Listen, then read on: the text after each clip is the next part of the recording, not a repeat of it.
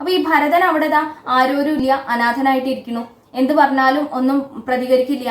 അപ്പോൾ ഏറ്റവും യോഗ്യനായിട്ടുള്ള ആളാണെന്നെ തോന്നി. കാരണം ഇയാളെ വേറെ ആർക്കും ആവശ്യമൊന്നുമില്ല. എന്നാ പിന്നെ ഇയാളെ തന്നെ കൊണ്ടുപോകാന്നുള്ള മട്ടില് ആ ദുഷ്ടന്മാര് ഈ ഭരതനെ പിടിച്ചു കൊണ്ടുപോയി ബലി കൊടുക്കാൻ വേണ്ടിയിട്ട് ഭദ്രകാളിക്ക്.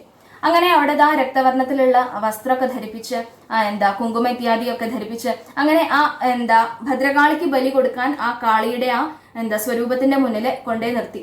അങ്ങനെ ആ വാള് എടുത്തിട്ട് ദുർമന്ത്രവാദം ചെയ്യണ ഇദ്ദേഹം ആ വ്യക്തി ആ വാള് എടുത്തിട്ട് ഇദ്ദേഹത്തിന്റെ ശിരച്ഛേദം ചെയ്യാൻ പുറപ്പെടുകയാണ്. ആ ശിരച്ഛേദം ചെയ്തിട്ട് ആ നരബലി കൊടുക്കാൻ വേണ്ടിയിട്ട്.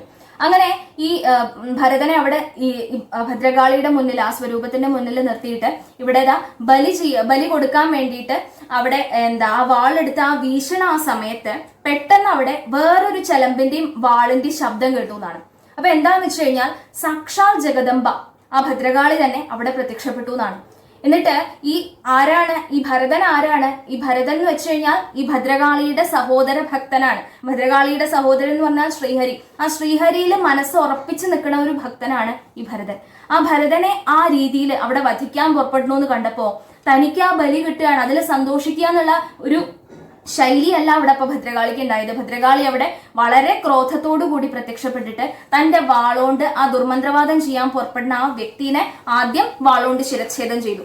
അതിനുശേഷം ഈ പ്രവൃത്തി ചെയ്യാൻ പുറപ്പെട്ട അവിടെ ഉണ്ടായിരുന്ന മറ്റുള്ള ആൾക്കാരെ അവരെ എല്ലാവരെയും വധിച്ചു. എന്നിട്ട് അവരുടെ രക്തമൊക്കെ കുടിച്ച് സന്തോഷിച്ച് ഭഗവതി ആ ഭരതനെ അനുഗ്രഹിച്ചും കൊണ്ട് അവിടുന്ന് അന്തർധാനം ചെയ്തു എന്നാണ്.